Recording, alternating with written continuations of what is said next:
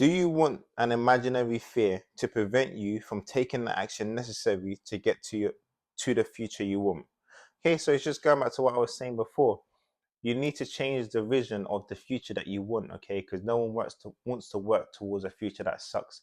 So if your future sucks, you're not going to want to work towards it. You need to have a positive outlook towards the future that you want. As I said, I'll read that bit again, okay?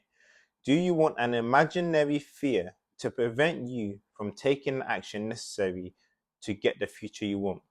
Okay. So you could like a girl and your fear is that she'll reject you, but for all you know, she might actually take a liking to you and then you guys could settle down together. But that initial fear of getting over it is what's holding you back. Okay. It's your job to make the distinction between real and imaginary fear at all costs. You must learn how to become extremely self aware of what you're feeling.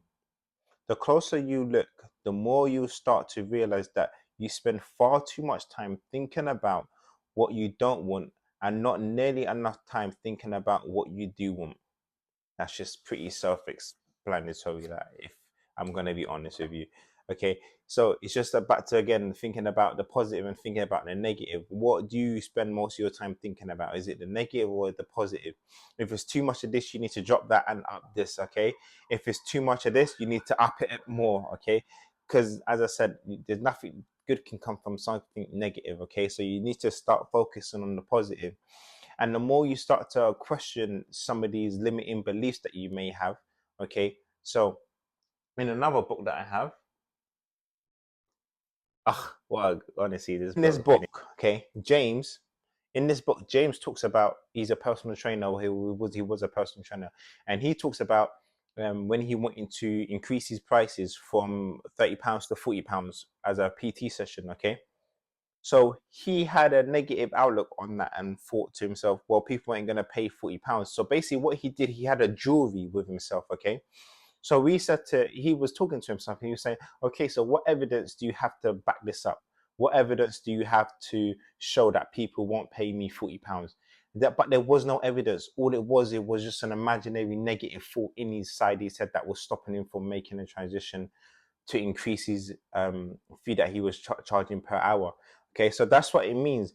When you start to identify and start looking at your fears a bit closer, you'll find out that they're imaginary, they're not real, and that you can actually start taking action. Because if you just treat everything like that, if you have a negative thought inside your head, okay, and you put yourself on trial inside your head with a jury, okay, and you say, okay, where's the evidence to back up what you're saying? Okay, there will be no evidence to back up your claims. It's just an imaginary thought. Okay, why not make a conscious choice to think about a future that doesn't suck? That was a question.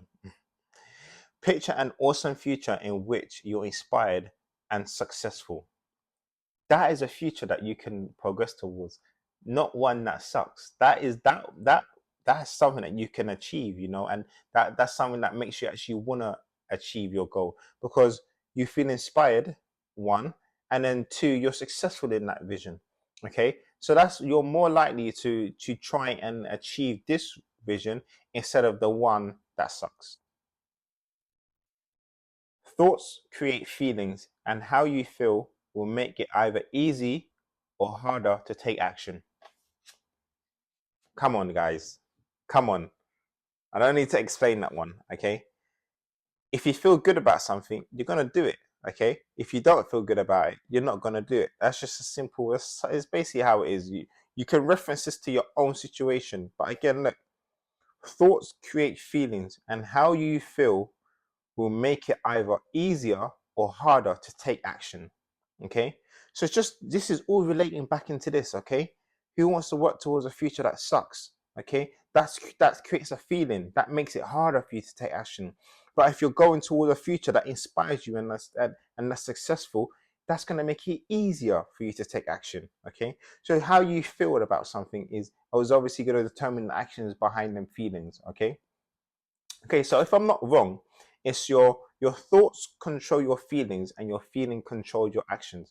So if your thoughts are good, that will induce positive emotions for your feelings, and that feelings will induce positive actions. Okay, but if you have negative thoughts, that will put you in a negative feeling environment in your head, emotion wise, and that will give you negative outcomes. So if we just use the gym, okay, so if you have a positive outlook as a thought for the gym, that will create a good feeling in the gym, and that will make you want to take action to go to the gym. But if you have a negative thought towards the gym, that's a feeling towards the gym, you won't want to go to the gym because that thought is negative.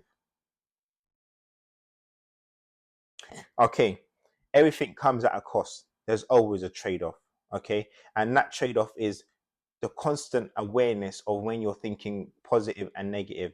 Okay, there's never something for nothing. Okay, so if you think positive, positive will happen. Okay, but the cost is you being aware and being on guard.